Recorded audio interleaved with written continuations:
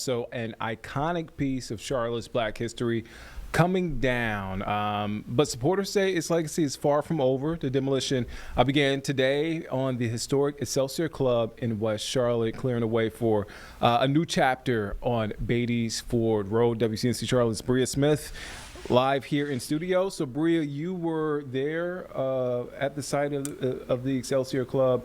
I didn't get a chance to see the video yet, but we're in the process of demolition right now. Is it all the way down, or how many days does it take for it to come down? That I don't know. Okay. But what I do know is that there's no going back. Okay. It started and it's down. happening. Okay. Full force. Definitely. I'd never seen actually something like be destroyed that like right in front of me. Mm-hmm. It was loud. So yeah, definitely happening in the process currently. There were a couple of neighbors, people who had been to the Excelsior Club when it was, up and thriving many years ago. People whose, family members, have made so many memories.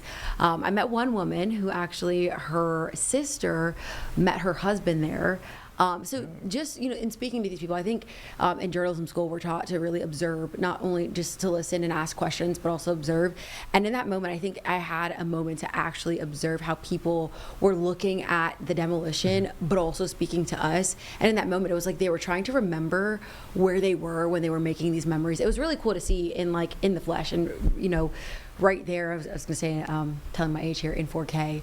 And this is some of the video right there on your screen of that demolition from earlier. Yeah. So, definitely really real for people who had, experienced and made memories here. A lot of them just saying that this club was, a way to bring that community together. And so people can expect something a little different. So the legacy will remain, as we mentioned, but there will be like museum exhibits to kind of give the history of, the historic West End of Charlotte, people that came before them, prominent figures, leaders, city leaders, things like that, as well as at nighttime turn into a restaurant. So if you're hungry, you can stick around after the museum.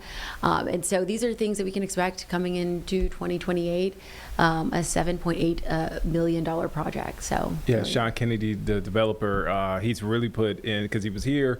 Were you here for that, Carlene? Mm-hmm. Yeah, he was here about a month ago talking about this. A labor of love. He said he's had many cups of coffee at Archive CLT nearby on Beatties Ford. Just trying to get just a feel of what the community wants, what they need. So it'll be interesting. Yeah, I think this can be a reimagined kind of staple where people can kind of locate and center around, again, during the day to learn more about the history of this part of Charlotte, but also to stick around, to grab a bite, meet more people, connect.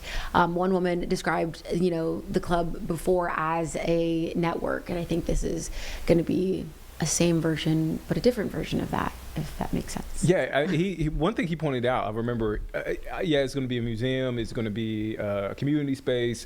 John C. Smith will be able to use it for free, but along Beatties Ford Road, there's no sit-down dining spots at night. Yeah. And so that will turn into that. Yeah. So I didn't even think about it like that. And it's really off the corner. If anyone had been, you had to see, you'd see it. So I think it would be more of like an eyesore if there was nothing there to replace it. And so that's what they're looking forward to, being able to connect and fellowship. And we can catch your story at 4 and 6:15. Yes, sir. The full story. All right, Bria Smith, thank you as always for stopping by.